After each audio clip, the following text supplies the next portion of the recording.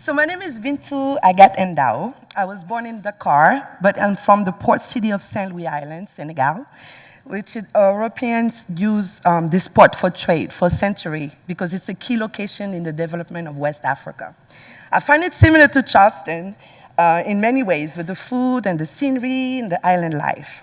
So Senegal is a former French colony known for its fascinating baobab giant trees and abundant fishing water full of tuna and grouper, and the notorious slave trading history of Gorée Island, aka the door of no return, that we share with Ghana, which is like the port of departure. So my story begins with my great-grandfather. He was a tirailleur Senegalais, a Senegalese reformer. He fought for France in the trenches in the World War I, proudly defending a country he respected so much.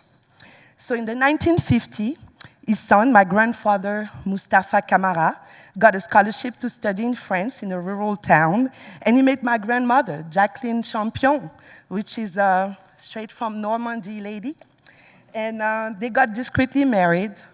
My biological mom, Mary, and Caroline were born. That's where the travel and the culture shock begin. Back and forth we went. Everyone wanted to keep this Franco-African link alive. So my mother settled in Senegal, married my father, and I arrived. So Bintou means the first daughter.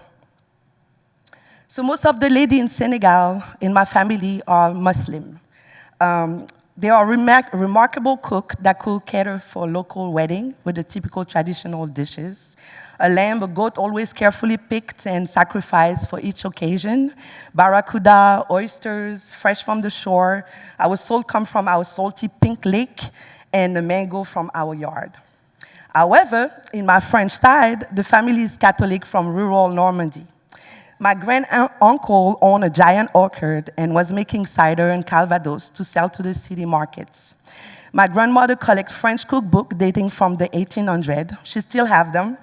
And there was always apple tart and crepe in the making. So we was going shopping, was driving from farm to farm where we'll know the whole family for generations. We was basically doing the same thing in both countries.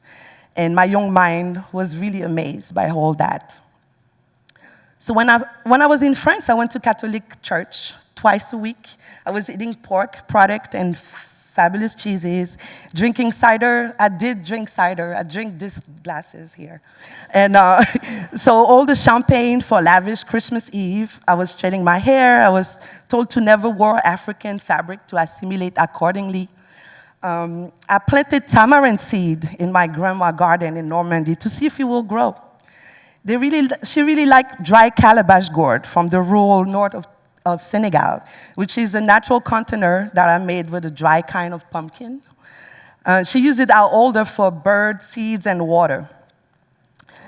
But when I was in Senegal, I had to cover my head. I have to go to the mosque, not drinking alcohol, not wearing men's pants. So I was being conditioned to be a future functional African wife.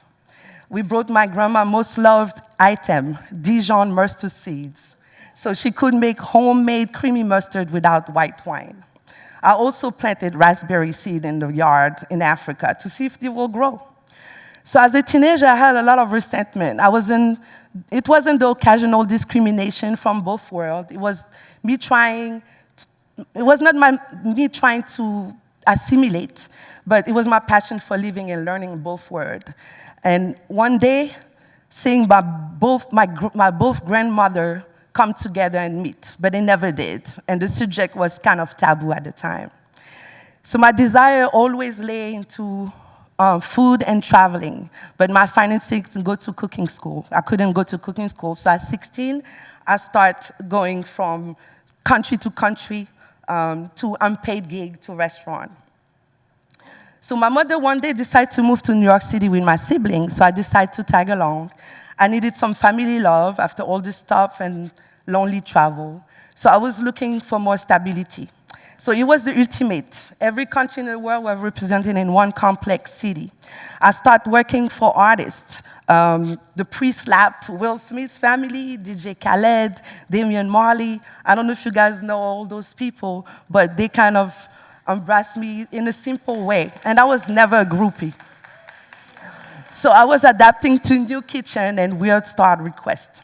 So my mother and I was cooking just at the time as a way to keep this complicity going, and we couldn't find African food or product easily at the time, so we were cooking at the house. And she was making sauce, and I was putting my input.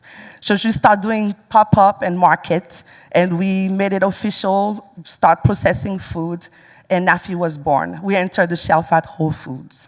So I don't know if it's worth saying, but this shaped me into a person that will adapt and aim to understand the surrounding better.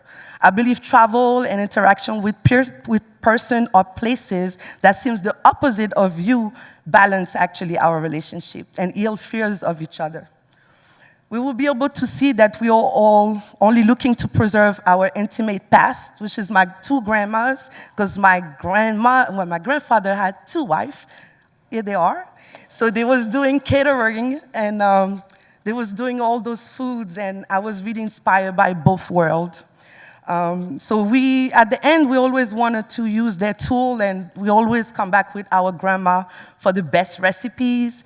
And they was really working on trying to make us eat local, sustainable food that helped the community to strive and to be healthy, and also to love and coexist with each other in front of a great dish, no matter where it comes from.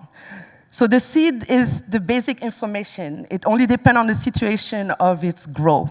It's been transported from continent to continent, country to country, and we only have to nurture them. So I fell in love with Charleston during my trip in the South. I would love to relocate myself and my production for my food and introduce African food to Charleston. So I'm plotting a couple African food pop-ups, and I enjoy this amazing Southern hospitality. You guys are really nice and welcoming, and I love it here. Thank you.